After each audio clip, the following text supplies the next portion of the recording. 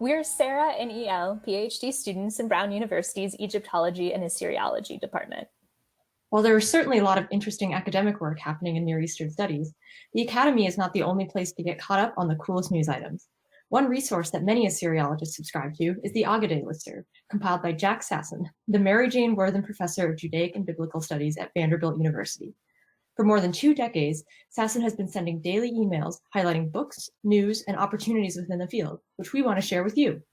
In addition to the Agaday list, we have scoured the internet for the most exciting news stories and public scholarship related to the ancient Near East. Throughout the month, Sara and I will curate a selection of items for interested non-specialists. Then we'll share them with you in videos like this so that you can be part of the conversation. If you're watching this video, you already know that we are proud contributors to the Digital Hammurabi YouTube channel. Since 2018, Digital Hammurabi has been a powerful source of information on the ancient world, fighting poor scholarship in all corners of the internet. To hear more about Megan and Josh and the work they do, check out their interview with the International Association for Assyriology.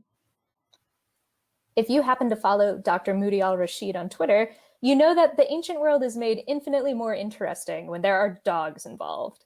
Recently, the New York Times has highlighted some truly incredible doggos, dog archaeologists.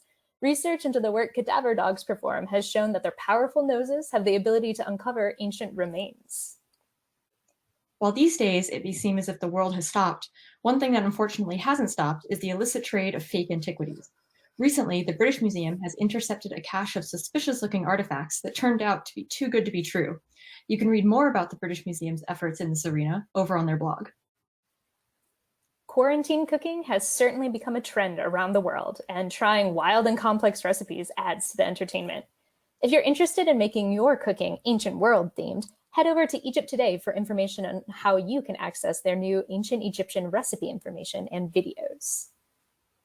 The archaeology of the senses and the archaeology of emotion are two of the most pervasive trends in the study of the ancient world right now. The studies aim to enlighten the human experience of the artifacts and texts we uncover. In 2018, a conference focused on these studies was held in Rome, and the proceedings are now available.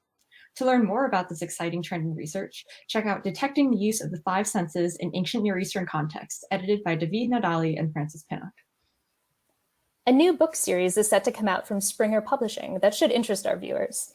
Why the Sciences of the Ancient World Matter aims to bring innovative studies of science in the ancient world to the forefront of scholarship. As well, it hopes to encourage books that build bridges between the history of science in the ancient world and the plethora of other related fields. Watch this space for their forthcoming publications. One of the most important tasks facing museums these days is figuring out how to continue educating the public while acknowledging their colonial past. No institution understands this better than the Humboldt Forum, a new exhibition venue in Berlin set to open soon.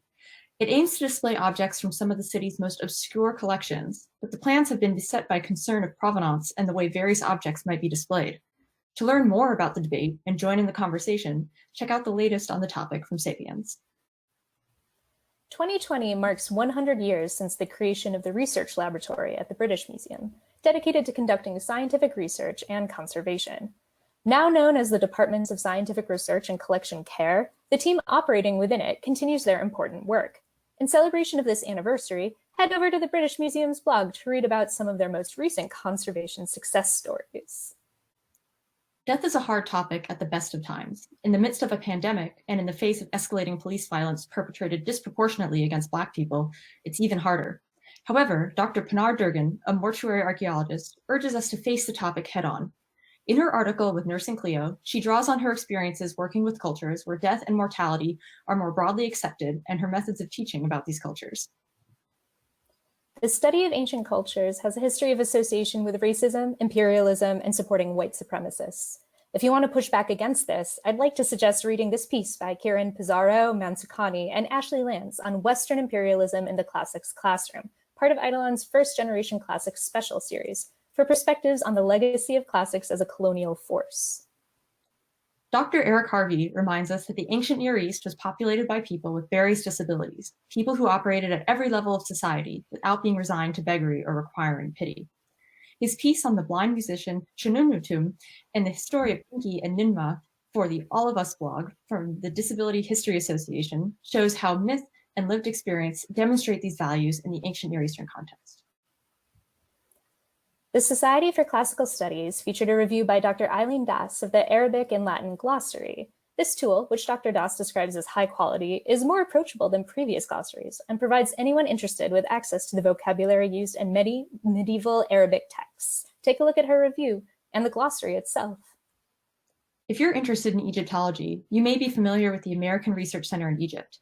But if you've ever been interested in visiting when times and restrictions are different and making use of their conservation archive, take a look at this guide created by Natalia Stanky, Tessa Liteki, and Elizabeth Koch for Hazine. For a look at a different archive, read N.A. Mansour's article on the Dominican Institute for Oriental Studies in Contingent magazine.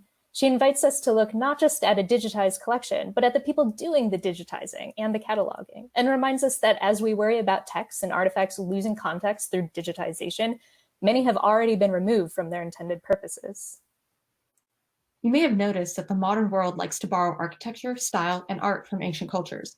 Because of this, it's possible to run into, say, racist monuments masquerading as Egyptian obelisks. But don't worry, Egyptologist Dr. Sara Parsak provide an in-depth guide for how to topple these statues commemorating and promoting racism on Twitter, drawing from her study of the ancient artifacts themselves.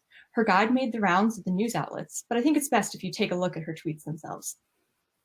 While we're talking about statues where they don't belong and good Twitter advice, University of Chicago Assyriology student Bela Hadith provides an account of the life of the 🀭 carvings from the context of their creation to their theft and display in Western museums. His thread is a must-read for anyone who has ever appreciated seeing artifacts in museums, but who doesn't yet know the often sordid history of how they ended up there. That's it for May's selection. Thanks again to Dr. Sasson for his work on creating this list, for the community for creating awesome things, and for you and your interest. Before we go, we would like to take a moment to acknowledge the severe problem of systemic racism people of color face around the world every day and how it is instantiated within the fields of Assyriology and Egyptology in particular. In support of the protests against the murder of George Floyd and against the rampant violence against Black people perpetrated by police in the United States and elsewhere, we tried to feature as many people of color as possible in this installment of Assyriology Today. Unfortunately, this task proved incredibly difficult. We work in a field that is dominated by old white men, and the barriers to entry are enormous for anyone who isn't white, male, straight, or cisgender. This is disproportionately used against people of color. We are not happy with how our efforts turned out in this video, and we know that we still have a lot of work to do. We've given you fewer news items to consider in order to make space for this message, but also to encourage you to recognize the absence of these voices within the field and to seek out and listen to people of color. Going forward, we intend to prioritize these silenced voices because Black lives matter. As always, thank you for watching, and we will see you here next month.